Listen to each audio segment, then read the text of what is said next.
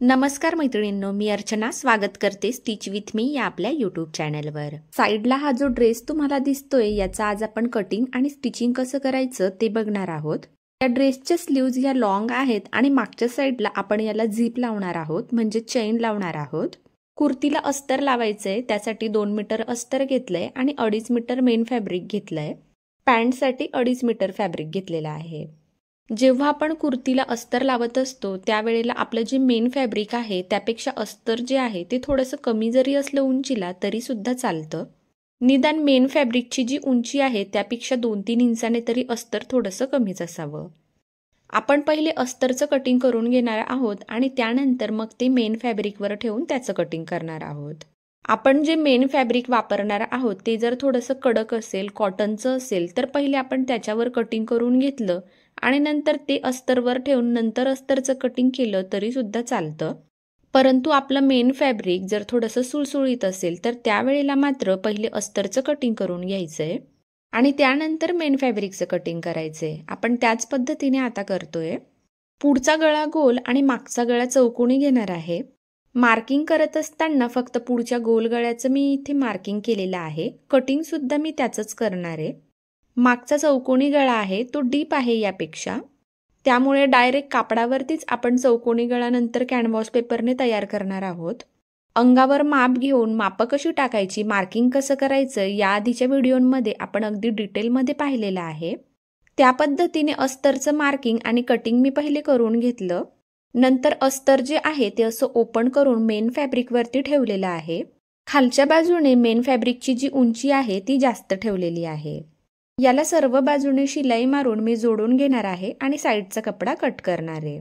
बऱ्याच जणींना ब्लाऊजच्या किंवा ड्रेसच्या ज्या लॉंग स्लीव्ज आहेत ते शिवणं म्हणजे कठीण वाटत असतं, तर ते अजिबात कठीण नाहीये। आपली जी स्लीव्जची उंची आहे त्यामध्ये शिलाई मार्जिन प्लस करून या ठिकाणी मी माप टाकून घेते।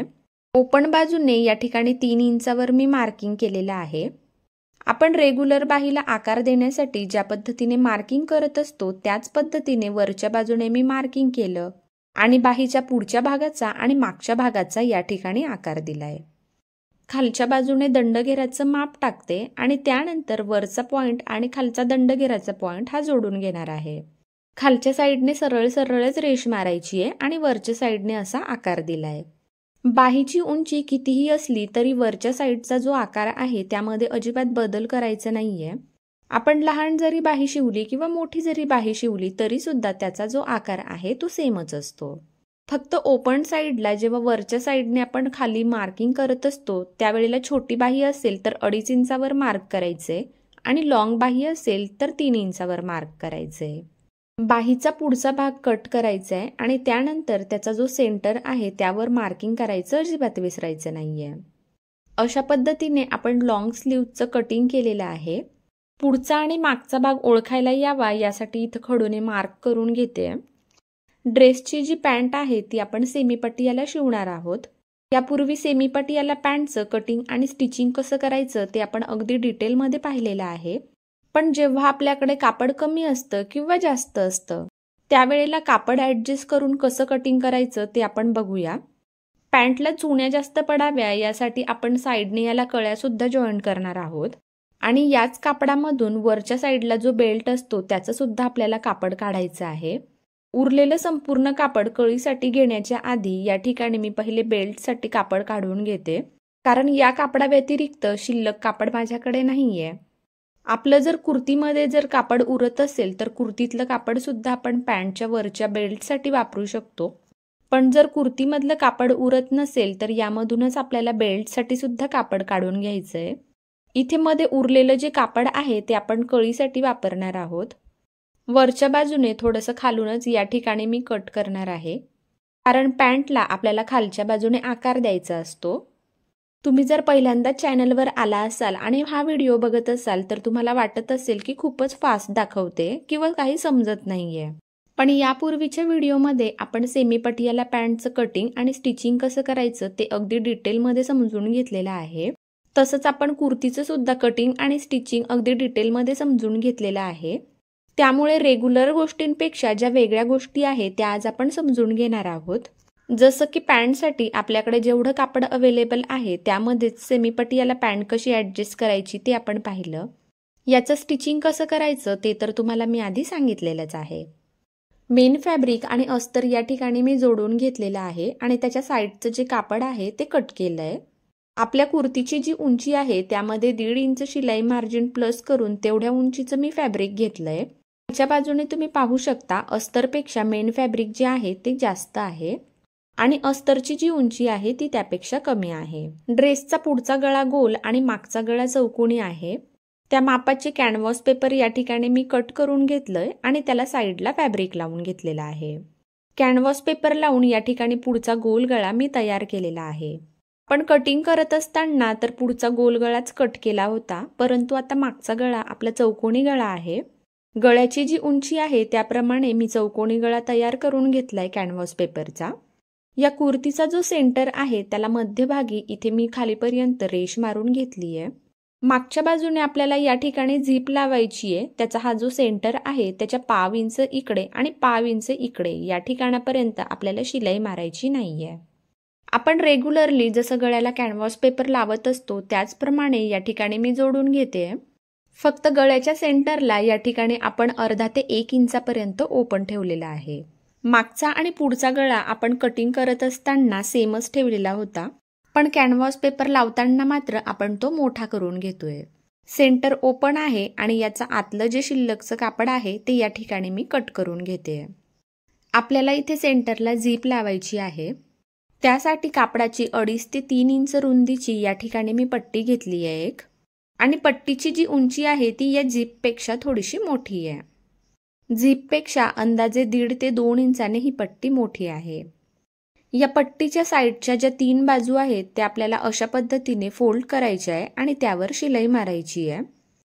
कडेचं अगदी 1/2 इंच कापड जे आहे ते मी फोल्ड करते. खालची जी पट्टी आहे ती सुद्धा अशा पद्धतीने आपल्याला फोल्ड करायची आहे. ही पट्टी रुंदीला थोडीशी जास्त जरी घेतली तरी सुद्धा काही हरकत नाहीये. तुम्हाला जर फोल्ड करण्यासाठी कापड जास्त लागत असेल तर 3 ते 3.5 इंचापर्यंत जरी पट्टी घेतली तरी सुद्धा चालेल. तिन्ही बाजूने आपण ही पट्टी फोल्ड करून घेतलेली आहे. आता गळ्याचा हा जो सेंटर आहे कॅनव्हास पेपरचा तो या ठिकाणी मी कट करून घेतला. कॅनव्हास पेपर कट केल्यानंतर तुम्ही पाहू शकता या ठिकाणी ओपन आहे. आता ही पट्टी आपल्याला या सेंटरची ही जी रेष आहे यावर अगदी तंतोतंत लावायची आहे. म्हणून पट्टीचा जो सेंटर आहे त्या ठिकाणी मी पहिले मार्क करून घेते, म्हणजे आपल्याला समजायला सोपं जातं. कुर्तीचा सेंटर आणि पट्टीचा सेंटर या ठिकाणी मी एकावर एक व्यवस्थित ठेवलेला आहे. तुम्ही जर पहिल्यांदाच झीप लावणार असाल तर या ठिकाणी टाचण्यांचा वापर करायचा आहे. वरच्या बाजूने अशी मी टाचणी लावून घेतली म्हणजे ते कापड इकडे तिकडे सरकणार नाही.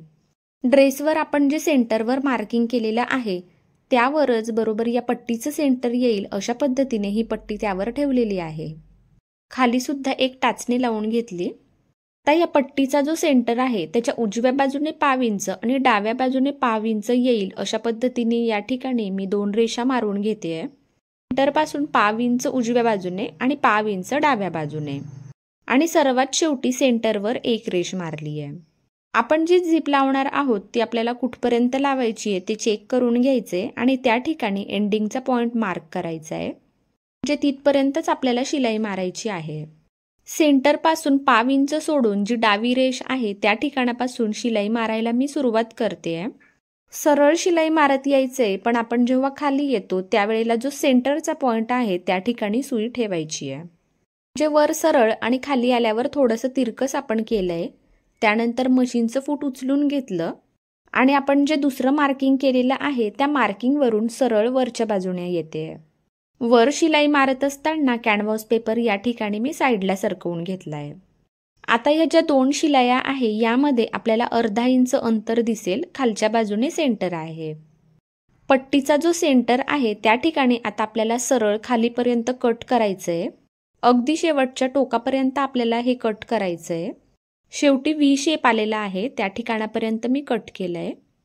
हे कट केल्यानंतर 2 भाग वेगवेगळे होतात आणि ही जी पट्टी आहे ती आपल्याला अशा पद्धतीने आता फोल्ड करायची आहे. संपूर्ण पट्टी आपल्याला अशा पद्धतीने फोल्ड करून यावर वरच्या बाजूने एक शिलाई मारून घ्यायची आहे. वरच्या बाजूने कॅनव्हास पेपर साईडला सरकवून घेतलाय.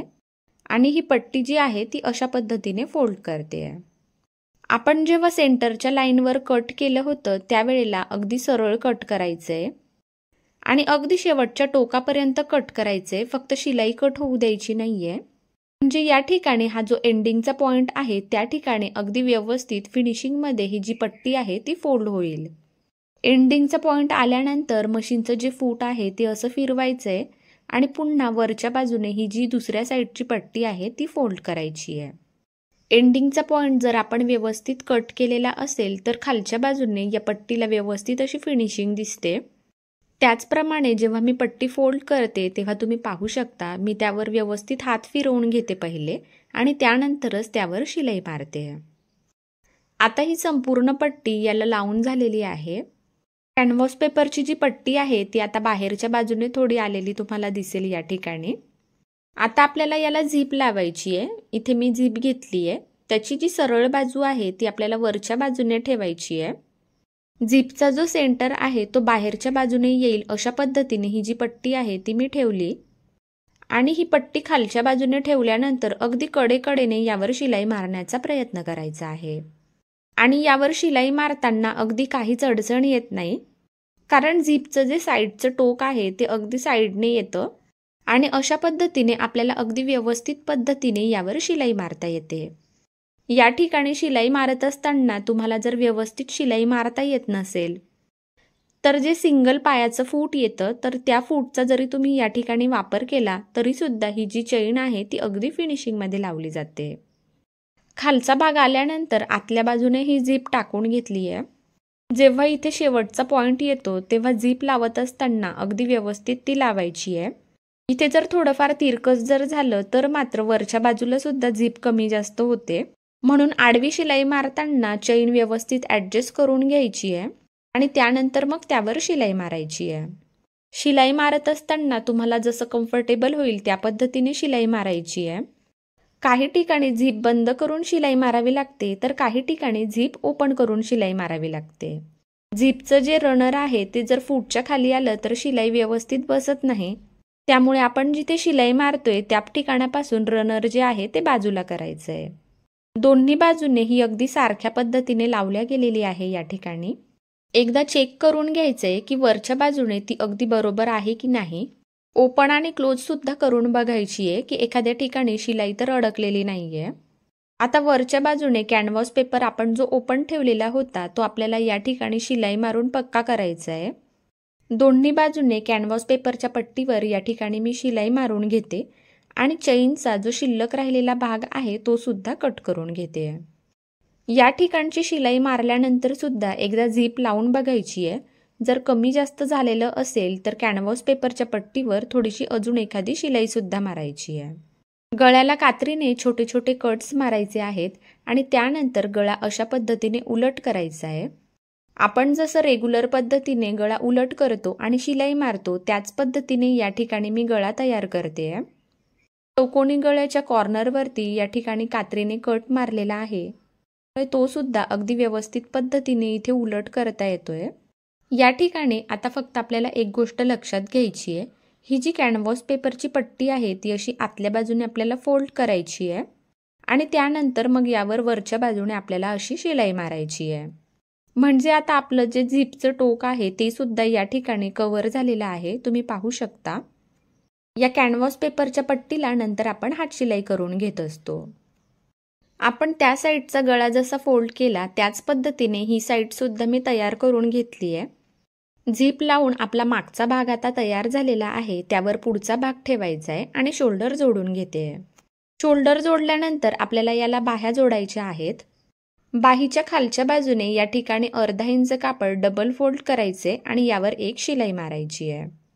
ड्रेसची बाही लांब आहे त्यामुळे काही जणांना हे अवघड वाटतं किंवा त्याचं कटिंग कसं करायचं, त्यामध्ये काही वेगळं असतं का किंवा ती जोडत असताना काही वेगळं असतं का, असे बरेच प्रश्न असतात।